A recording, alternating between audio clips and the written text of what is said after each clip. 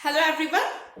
गुप्तोत्तर काल हम पढ़ रहे थे और उसमें हम देख रहे थे कि गुप्त साम्राज्य के पतन के बाद किन किन प्रमुख राजवंशों का उदय भारत में हुआ, उनके प्रमुख राजा क्या थे और उन्होंने किस प्रकार शासन किया। तो उसमें अभी हमने पढ़ लिया था वल्लभी का मैत्रक वंश पढ़ लिया था, फिर मालवा का यशोधर्मन पढ़ लिया था, मगध या मालवा के उत्तर गुप्त पढ़ लिए थे, कन्नौज का मौखरी वंश पढ़ लिया था। इस तरीके से हमने 4-5 प्रमुख राजवंश पढ़ लिए थे। ठीक है, आज जो हम पढ़ने वाले हैं वह इन सब में सबसे ज्यादा इंपॉर्टेंट है। इसमें प्रीलिम्स में से भी बहुत क्वेश्चन आते हैं और मेंस में से भी इसमें क्वेश्चन पूछे जाते हैं, तो इसलिए ये आपको दोनों ही पॉइंट ऑफ व्यू से बहुत इंपॉर्टेंट है। ठीक है, प्लस अब ये इंपॉर्टेंट क्यों हो रहा है ये बात भी जानना इंपॉर्टेंट है। तो आज जो हम पढ़ने वाले हैं वह है थानेश्वर का पुष्यभूति वंश या वर्धन राजवंश। थानेश्वर के थे ये, जो कि हरियाणा के अंबाला जिले में आता है। ठीक है, ये जो राजवंश था पुष्यभूति वंश। पुष्यभूति से हो सकता है बहुत ज्यादा कुछ आपको समझ में ना आया हो, लेकिन जब मैं बोलूंगी वर्धन वंश तो शायद आपको कुछ ध्यान आना चाहिए कि मैं किस राजा के बारे में बात कर रही हूं, कौन सा ऐसा राजा है जो इस राजवंश का है और वह इतना प्रसिद्ध है कि मैं ये बोल रही हूं कि इस वंश को हम बहुत डिटेल में पढ़ेंगे। अगर वह राजा नहीं होता इस राजवंश का तो हम इसको भी 4 या 5 लाइनों में खत्म कर देते कि स्थापना इसने की और ये इसके प्रमुख राजा हुए, आखिरी सम्राट ये था। वर्धन नाम से ही आपको क्लिक होना चाहिए, हर्षवर्धन ऐसा कुछ। हर्षवर्धन बोल दिया तो अगले ही पर एक और चीज याद आ जाती है, हर्षचरित। बहुत महत्वपूर्ण साहित्यिक स्रोत हर्षचरित, साहित्यिक स्रोत और पुष्यभूति वंश की जानकारी का प्रमुख स्रोत भी है हर्षचरित। हर्षचरित से क्या ध्यान आ रहा है, वाणभट्ट की है हर्षचरित। तो मतलब आप अपनी लिंक अपने आप ही जोड़ते जाइए। मतलब अभी मैंने आपको कुछ भी नहीं बताया, मैंने आपको सिर्फ ये बताया वर्धन राजवंश के बारे में हम पढ़ेंगे। ये आपने खुद सोचा हर्षवर्धन। हर्षवर्धन से आपको ये भी पता चल गया कि हर्षचरित एक पुस्तक है। हर्षचरित से आपको क्या पता चला, वाणभट्ट। तो ये सारी चीजें तो पता है। ठीक है, देखिए जब भी कोई भी टॉपिक आप नया भी पढ़ रहे हैं तो सबसे पहले खुद को एनालाइज करिए कि मुझे इसके बारे में खुद भी कोई जानकारी है क्या। मेंस के लिए पढ़ रहे हैं तो अपने पहले प्रीलिम्स के फैक्ट्स इकट्ठा कीजिए, क्योंकि मैंने आपको बताया ना प्रीलिम्स और मेंस दोनों एक दूसरे से रिलेटेड होते हैं, और जितना आप मेंस को प्रीलिम्स से रिलेट करके पढ़ोगे आपके फैक्ट का आप यहां सही उपयोग कर पाओगे। और जब उस फैक्ट को आप मार्क करोगे अपनी मेंस के आंसर में, तब उसी जो फैक्ट है उसके आपको अच्छे नंबर मिलेंगे। क्योंकि हम जब भी मेंस का आंसर लिखते हैं उसमें भी मैं बताती हूँ कि आपको हमेशा जो भी एक जो उसमें मेन जो उसका सार है उसको हमको हाईलाइट करना है ना। तो साल में क्या होगा, यही तो होगा कि भाई अगर वाणभट्ट के बारे में पूछ लिया तो आपको उसके बारे में आपको ये भी बताना पड़ेगा कि भाई हर्षचरित इसकी प्रमुख रचना है, तो आपको उसको मार्क करना पड़ेगा। वही प्रीलिम्स में है, वही मेंस में है, क्या क्या जानकारी प्राप्त हो रही है वो आपको बताना पड़ेगा, है ना। किसके शासनकाल में था ये आपको बताना पड़ेगा। तो क्वेश्चन तो सब वही है, बस थोड़ा सा हमको ध्यान रखना है। ठीक है, तो वर्धन राजवंश के बारे में हम पढ़ रहे हैं। इनको बोला जाता है थानेश्वर के पुष्यभूति वंश। ठीक है, थानेश्वर एक जगह है जो कि हरियाणा के अंबाला जिले में है। सबसे पहले हम पढ़ लेते हैं कि प्रमुख स्रोत क्या क्या है वर्धन राजवंश की जानकारी के या पुष्यभूति वंश की जानकारी के। ठीक है, क्वेश्चन आपसे प्रीलिम्स में पुष्यभूति वंश लिखकर भी आ सकता है, वर्धन राजवंश लिखकर भी आ सकता है, तो दोनों आपको पता होना चाहिए। ठीक है, तो इसमें देसी साहित्य भी उपलब्ध है और विदेशी लेखकों द्वारा लिखा हुआ साहित्य भी उपलब्ध है जो कि उस समय की जानकारी देता है। वाणभट्ट का हर्षचरित हो गया, कादंबरी हो गई। ठीक है, इसके बाद हर्ष जो था वह खुद भी बहुत विद्वान था, उसने भी कुछ ग्रंथ लिखे जैसे कि प्रियदर्शिका, रत्नावली। इनसे भी जानकारी मिलती है उस समय के राजवंश की, उनका कैसा शासन रहा होगा, इन सब की। विदेशी विवरण बात किया जाए तो हेन सांग का विवरण बहुत इंपॉर्टेंट है, जिससे उस समय की सामाजिक राजनीतिक स्थिति की जानकारी प्राप्त होती है। ठीक है, हेन सांग का विवरण। हेन सांग को हम अलग से पढ़ेंगे। ठीक है, एक वह सेपरेट क्वेश्चन होता है, एक सेपरेट टॉपिक है, तो हेन सांग को हम अलग से पढ़ेंगे। इसके बाद अभिलेखों की बात की जाए तो हर्षवर्धन के मधुबन अभिलेख, जो कि उत्तर प्रदेश के आजमगढ़ में है। ये आपका प्रीलिम्स के क्वेश्चन चल रहे हैं, ये सारे मेंस का भी है। आ जाए आपको 3 नंबर में पुष्यभूति वंश की जानकारी के प्रमुख स्रोत, तो ये सारे लिखने हैं आपको, है ना। अगर आपको आ जाए कि हर्षवर्धन के शासनकाल के बारे में हमें जानकारी कहां से प्राप्त होती है, तो भाई यहीं से तो प्राप्त हो रही है ना। तो इसलिए ये इंपॉर्टेंट है, आपको बिल्कुल बहुत अच्छे से याद होना चाहिए। और ये मत सोचिएगा कि भाई ये तो प्रीलिम्स का है, मेंस में इसमें काम नहीं है, तो मेंस में भी इसमें इक्वल काम है। आपको 3 नंबर में हर्षचरित पूछा जा सकता है, आपको 3 नंबर में वाणभट्ट पूछा जा सकता है, आपको 3 नंबर में प्रियदर्शिका पूछी जा सकती है, आपको 3 नंबर में हेन सांग पूछा जा सकता है, आपको 3 नंबर में हर्षवर्धन का मधुबन अभिलेख भी पूछा जा सकता है, या फिर हर्षवर्धन के ताम्र अभिलेख भी पूछे जा सकते हैं। अगर आपने अभी तक मेंस के पेपर देखे हो तो कहीं भी सीमा नहीं है कि भाई ये चीज पूछी जाएगी, ये नहीं पूछी जाएगी। आपके सिलेबस में चूंकि ये है, तो उससे रिलेटेड कोई भी चीज आपसे 3 नंबर में पूछी जा सकती है। तो 3 नंबर के क्वेश्चन की तो कोई भी सीमा नहीं है। लेकिन बात ये है, ये नहीं कह रही कि मैं आपको हर एक शब्द रटना है, बस हमें जितनी जानकारी है उतना तो हम लिख सकते हैं ना। Something is better than nothing. आपको एक लाइन आएगा, ये आएगा कि उस वंश से रिलेटेड है, उस राजा के शासन काल में था, उस काल में था, तो ये सब आप लिख पाओगे ना। इसलिए ये सब चीजें थोड़ा सा समझते चलिए। ठीक है, अभिलेख में है हर्षवर्धन के मधुबन और बांसखेड़ा के ताम्र अभिलेख। ठीक है, बांसखेड़ा भी उत्तर प्रदेश में है और मधुबन भी उत्तर प्रदेश के आजमगढ़ जिले में है। ठीक है, ये 2 हो गए। तो देसी साहित्य, विदेशी साहित्य और क्या है, अभिलेख, तीनों ही जगहों से हमें क्या जानकारी प्राप्त होती है, पुष्यभूति वंश के शासन काल की जानकारी प्राप्त होती है। ये तो हो गया जानकारी।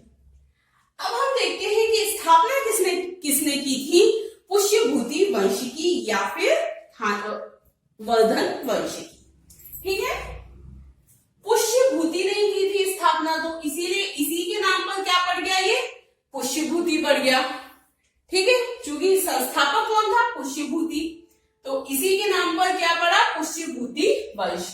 कहां पर की थी, थानेश्वर में की थी, इसीलिए बोलते हैं थानेश्वर के पुष्यभूति वंश, थानेश्वर के वर्धन राजवंश।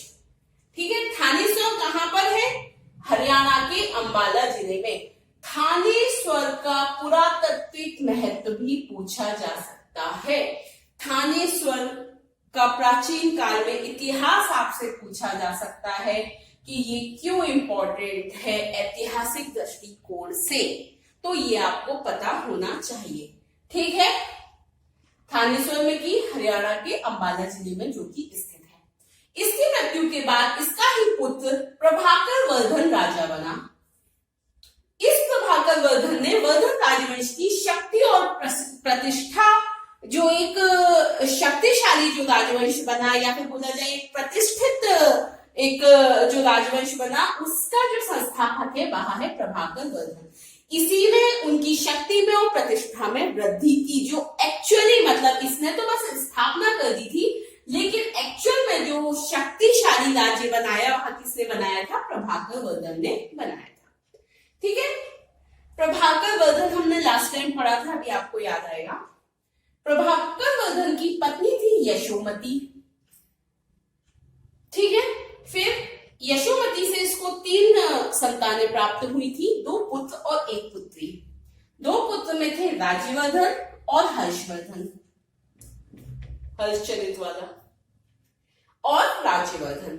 एक कन्या थी राजश्री। अब राजश्री के नाम से आपको याद आ गया होगा। जब हमने मौखरी राजवंश पढ़ा था तो उसमें जो उसका राजकुमार था ग्रहवर्मन, उससे विवाह हुआ था राजश्री का। याद आया आपको? तो राजश्री का विवाह कन्नौज के मौखरी नरेश ग्रहवर्मन से हुआ। ठीक है। फिर जब प्रभाकर वर्धन की मृत्यु हुई, एक आप कहानी लेके चलिए। स्थापना किसने कर दी? पुष्यभूति ने कर दी। ठीक है, थानेश्वर ने की। फिर उसकी मृत्यु के बाद राजा बन गया उसका पुत्र प्रभाकर वर्धन।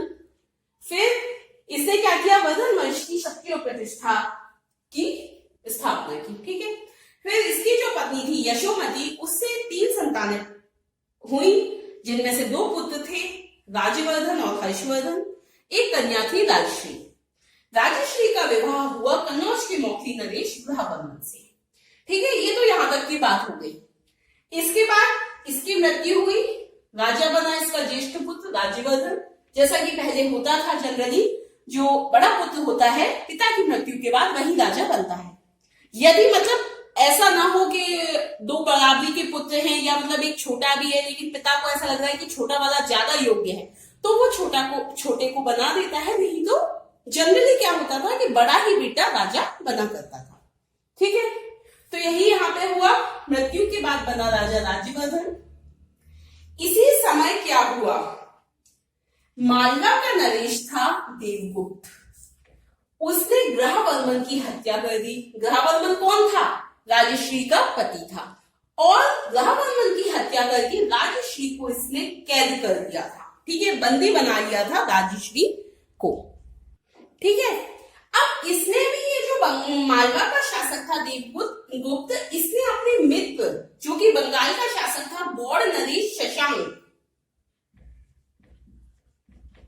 इसकी सहायता से की थी। इसकी हत्या ग्रहवर्मन की और राजश्री को कैद कर दिया था। फिर राज्यवर्धन गया वहां पर, उसने देवगुप्त को पराजित किया। ठीक है, इसने देवगुप्त को तो पराजित कर दिया, लेकिन ये जो शशांक था इसने छल से राज्यवर्धन की भी हत्या कर दी।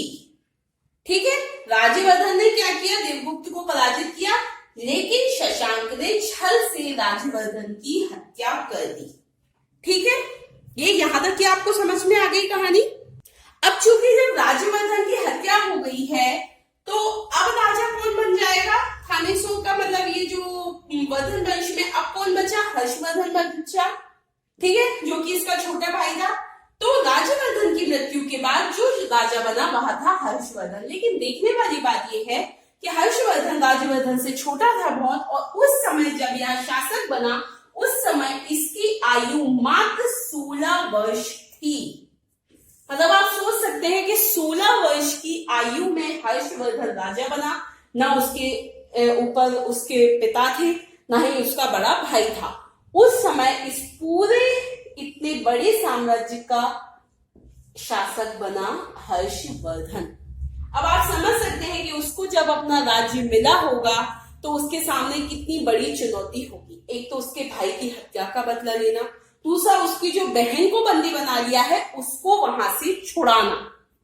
ये 2 प्रमुख चुनौती थी इसके सामने।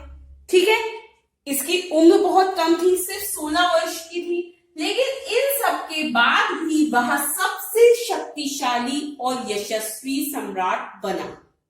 ठीक है, ये सब हम इसके विजय अभियान में पढ़ेंगे कि कैसे इसने विजय प्राप्त की, कहां कहां इसने विजय प्राप्त की, किस किस शासकों को पराजित किया। ठीक है, चलिए अब हम देखते हैं कि कैसे इसने राजश्री को छुड़ाया। इसके आचार्य थे दिवाकर मित्र। ठीक है, दिवाकर मित्र की सहायता से इसने राजश्री को खोजा, और राजश्री को भी तब खोजा जब राजश्री उधर कैद से मुक्त हो गई थी और भाग गई थी। मतलब वह कैद से भाग गई थी और जंगलों में चली गई थी राजश्री, और यह सती होने जा रही थी। जैसा कि हमें पता है उस समय क्या होता था, यदि पति की मृत्यु हो जाती थी तो पत्नी भी क्या हो जाती थी? सती हो जाती थी। तो जब यह कैद से भागी तो यह जंगल में सती होने जा रही थी। लेकिन उसी समय जो हर्षवर्धन के आचार्य थे, जो कि बौद्ध भिक्षु थे, दिवाकर मित्र, उन्होंने राजश्री को खोज निकाला और उसके बाद राष्ट्री को ही इन्होंने क्या बना दिया, कन्नौज की उत्तराधिकारिणी बना दिया। ठीक है, हर्ष ने क्या किया, राष्ट्री को कन्नौज की उत्तराधिकारिणी बना दिया और वह वहां शासन करने लगी। कन्नौज की शासिका कौन बन गई, राजश्री बन गई। लेकिन एक फैक्ट है, राष्ट्री को बना तो दिया, पर आपको ऐसा लगता है कि ये नाम की उत्तराधिकारिणी बनाया होगा, असल में किसका शासन हो गया वहां पर, कन्नौज पर हर्ष का शासन हो गया, है ना। तो ये समझ में आ रहा है, मतलब हर्ष का शासन कहाँ हो गया, कन्नौज पर हो गया। कन्नौज पर उसने शासिका किसको बना दिया था, राजश्री को बना दिया था। ठीक है, इसके बारे में एक चीज और है, जो यह अपने आप को राजपुत्र कहता था और स्वयं का नाम इसने क्या रख लिया था, शीलादित्य रख लिया था। खुद ही ने अपना नाम रख लिया था, क्या, शीलादित्य। तो ये आपको समझ में आ गया, वर्धन राजवंश या पुष्यभूति वंश। अब अगले टर्न पे हम पढ़ेंगे हर्षवर्धन का विजय अभियान, उसका राजनीतिक कैसा था, उसका प्रभाव, ठीक है, आर्थिक स्थिति कैसी थी उसके शासनकाल में, यह सारी चीजें हम पढ़ेंगे नेक्स्ट टर्न पे। ओके, एक बार और आपको रिवाइज करवा देती हूं मैं। वर्धन राजवंश या पुष्यभूति वंश, इसकी जानकारी हमें प्राप्त होती है वाणभट्ट के हर्षचरित या कादंबरी से और हर्ष द्वारा लिखित प्रियदर्शिका रत्नावली आदि ग्रंथों से। विदेशी विवरण भी उपलब्ध है इंसान का विवरण। अभिलेखों की बात की जाए तो हर्षवर्धन की मधुबन और बांसखेड़ा के ताम्र अभिलेख से जानकारी प्राप्त होती है। ठीक है, संस्थापक कौन था वर्धन वंश का, पुष्यभूति था। इसने थानेश्वर में स्थापना की थी, हरियाणा के अंबाला जिले में स्थित है, जो कि पुष्यभूति की मृत्यु के बाद राजा बना प्रभाकर वर्धन, जिसने वर्धन वंश की शक्ति और प्रतिष्ठा की स्थापना की। इसकी पत्नी थी यशोमती, उससे 2 पुत्र और 1 पुत्री हुई, राजवर्धन और हर्षवर्धन, और कन्या थी राष्ट्री। राष्ट्री का विवाह हुआ कन्नौज के मौखरी नरेश ग्रहवर्मन से। राजवर्धन राजा बना पिता की मृत्यु के बाद। इसी समय मालवा नरेश देवगुप्त ने ग्रहवर्मन की हत्या कर दी और राष्ट्री को कैद कर दिया। राजवर्धन ने देवगुप्त को पराजित कर दिया, परंतु देवगुप्त के मित्र गौड़ शासक शशांक ने धोखे से राज्यवर्धन की भी हत्या कर दी। इसके बाद राजा कौन बना, राज्यवर्धन का छोटा भाई हर्षवर्धन, जिसकी उम्र थी उस समय मात्र 16 वर्ष। इसका शासनकाल था 606 से 647 ईस्वी तक।